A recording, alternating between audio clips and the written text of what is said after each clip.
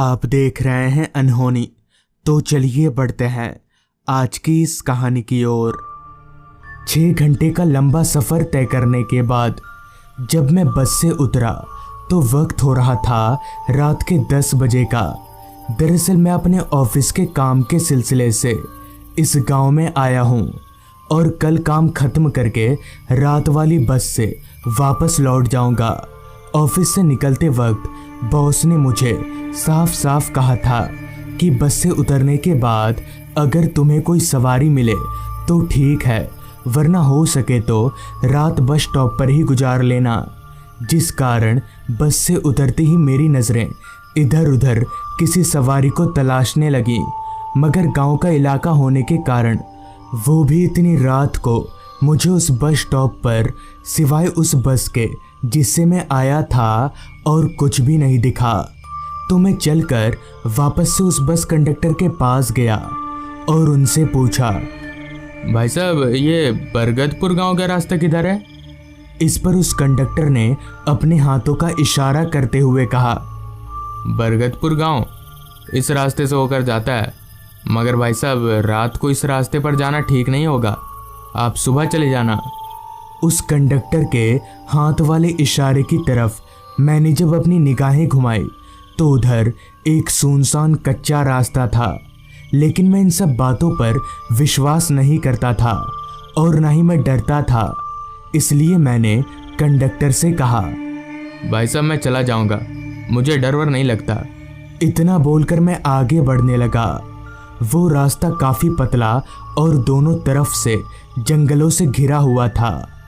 ये उस समय की बात है जब अधिकतर गांव में बिजली की सुविधा नहीं पहुंची थी, तो उस वक्त गांव में भी बिजली का नामो निशान तक नहीं था। और सबसे ज़्यादा दिक्कत वाली बात तो ये थी कि मैं अपने साथ टॉर्च लाना भूल गया था। रास्ता पूरी तरह से अंधेरे में डूबा हुआ था।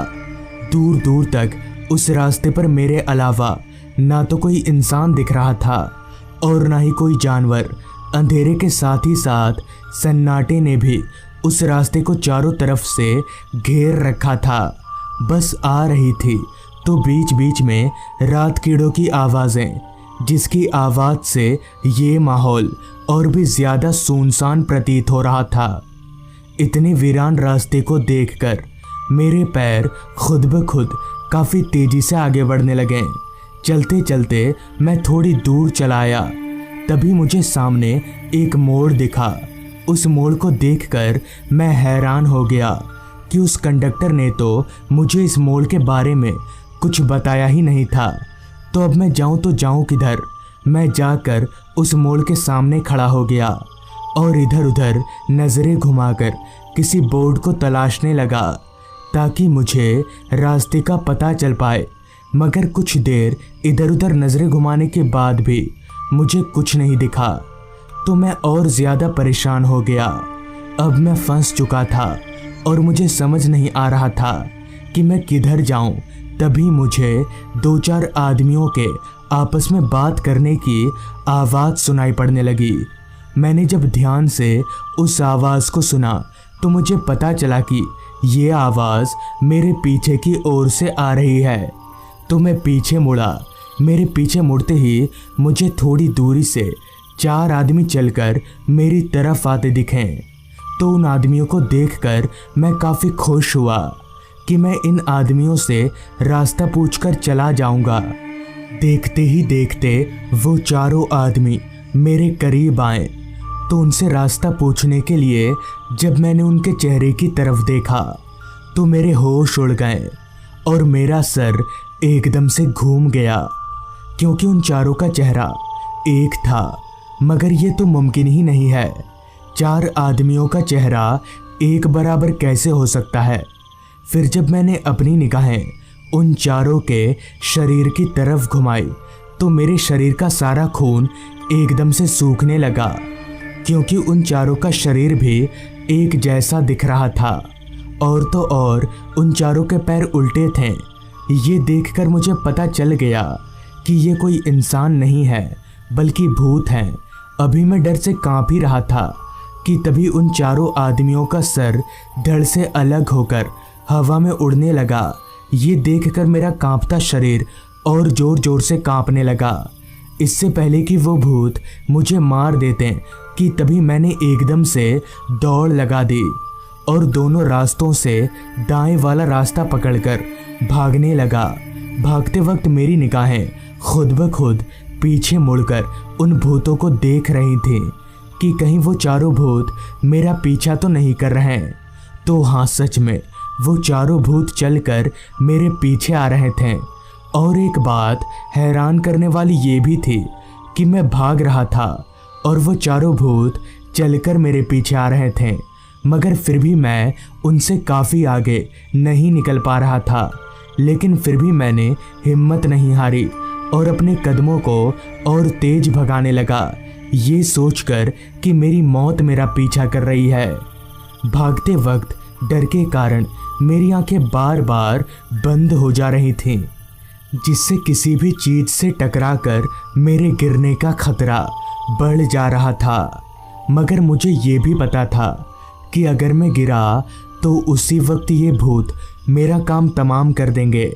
तो मैं बार बार अपनी आंखों को खोलकर रखने की कोशिश कर रहा था। कुछ दूर ऐसे ही भागने के बाद मुझे आगे कुछ घर दिखे। उन घरों को देखकर मेरी जान में थोड़ी सी जान आई कि शायद अब मेरी जान बच सकती है। तो मैं भागकर उन घरों की तरफ जाने लगा। मुझे उन घरों की तरफ जाता देख वो चारों भूत एकदम से रुक गए और मुझे देखकर एक भयानक सी हंसी हंसने लगे। मगर मुझे पता नहीं चल रहा था कि वे भूत मुझे देखकर क्यों हंस रहे हैं। खैर, मुझे इससे क्या, मुझे तो अपनी जान बचानी थी। ये सोचकर मैं भागता हुआ उन घरों के करीब पहुंचा। तो उन घरों के करीब पहुंचते ही मुझे एक दुकान खुला हुआ दिखा और दुकान के बाहर टेबल पर 2-3 आदमी भी बैठे हुए थे। तो उन आदमियों को देखकर मुझे काफ़ी हिम्मत मिली और मैं भागकर उनके पास गया। तो मुझे इतना डरा सहमा देख उनमें से एक आदमी ने कहा, क्या बात है भाई, लगता है नए नए आए हो। इस पर मैंने अपना सिर हाँ में हिलाते हुए अपनी पूरी आप बीती उन आदमियों को बताई। तो उनमें से एक आदमी ने बताना शुरू किया। आज से 1 साल पहले वो आदमी जंगलों से लकड़ियाँ लाकर बाजार में बेचा करता था, मगर ना जाने एक रात ऐसा क्या हुआ, क्योंकि जब वो लकड़ियाँ लाने जंगल में गया तो वापस ही नहीं लौटा। काफ़ी देर तक घर वापस ना लौटने के बाद उसके घर वाले उसे ढूंढते हुए जंगल में गए। तो वहीं उसके घर वालों को उसकी लाश मिली और उसकी लाश को देखने से ही पता चल रहा था कि उसे किसी जंगली जानवर ने नोचकर खाया है। अकाल मौत होने के कारण उसकी आत्मा को शांति नहीं मिली और उसकी आत्मा भी हमारी तरह भटकती रहती है। उस आदमी के इतना बोलने के बाद उसके बगल वाले आदमी ने मुझसे कहा, भाई साहब, आपकी मौत कैसे हुई है। पहले वाले आदमी ने कहा कि उस भूत की आत्मा हमारी तरह भटकती है और दूसरे वाले आदमी ने मुझसे पूछा कि आपकी मौत कैसी हुई है। ये बात मुझे थोड़ी अजीब लगी कि भला ये लोग ऐसे क्यों बोल रहे हैं और इस गांव में इतनी रात तक ये खुला कैसे है। अभी मैं ये सोच ही रहा था कि तभी उस आदमी ने दोबारा मुझसे कहा, क्या हुआ भाई साहब, आपने बताया नहीं कि आपकी मौत कैसे हुई है। इस पर मैंने कहा, मैं मरा नहीं हूँ, आप ऐसे उल्टी सीधी सवाल क्यों पूछ रहे हैं। जिस पर उस आदमी ने कहा, पहले पहले सबको ऐसे ही लगता है भाई साहब। इस पर मैंने अपना हाथ उस आदमी की तरफ बढ़ाते हुए कहा, छूकर देख लीजिए, मैं कोई भूत वूत नहीं हूँ। मेरे हाथ बढ़ाते ही जैसे ही उस आदमी ने मेरा हाथ पकड़ा तो मेरे होश उड़ गए और मेरा सर वापस से घूमने लगा, क्योंकि उस आदमी का हाथ बर्फ से भी ज़्यादा ठंडा था।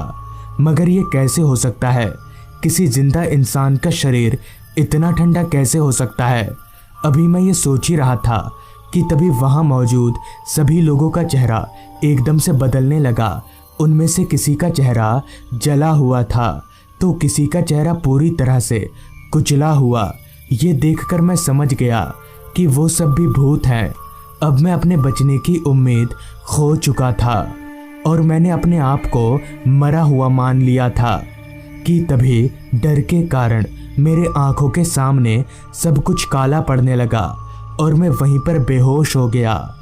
फिर जब मैं होश में आया तो सुबह हो चुकी थी और काफ़ी लोग मुझे घेर कर खड़े थे, जिसके बाद मैंने अपनी साथ घटित पूरी घटना उन लोगों को बताई, जिस पर उन्होंने कहा कि वो सभी लोग भूत हैं।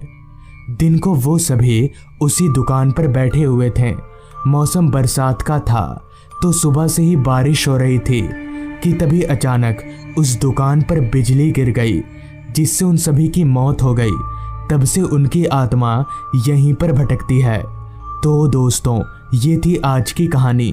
अगर आपको ये कहानी अच्छी लगी हो तो चैनल को ज़रूर सब्सक्राइब कर लें। तो मैं आपका दोस्त आर्यन जल्द ही मिलूँगा आपसे ऐसी ही एक कहानी के साथ।